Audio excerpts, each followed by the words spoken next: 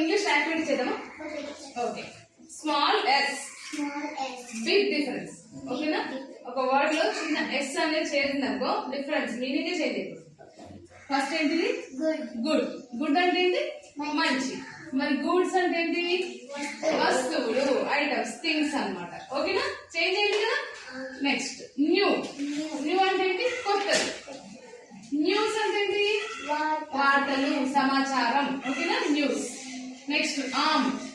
Arm అంటే చేయి, చేయి. నెక్స్ట్ ఆర్మ్స్ అంటే ఆయుధాలు, వెపన్స్ ని ఆర్మ్స్ అంటాం. ఓకేనా? లేకపోతే ప్లూరల్ ఫామ్ కూడా ఉంటుంది. ప్లూరల్ ఫామ్ ఇక్కడ చేయి కదా, చేతులు అని కూడా వస్తుంది. వుడ్. వుడ్ అంటే ఏంటి? చెక్క, కట్టెతో చేసినాయి. వుడ్. వుడ్స్ అంటే ఏంటి? అడవి మొత్తం. ఓకేనా? చెట్లు అన్ని ప్లేస్ అన్నమాట, అడవిలో ఉన్న ప్లేస్. నెక్స్ట్ వచ్చేసి వాటర్ అంటే ఏంటి? నీళ్లు, జలం.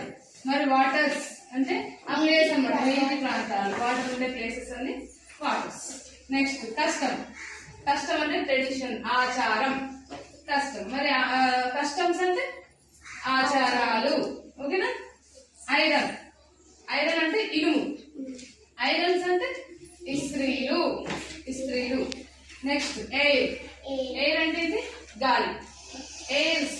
ఎయిర్స్ అంటే గర్వ ప్రవర్తన.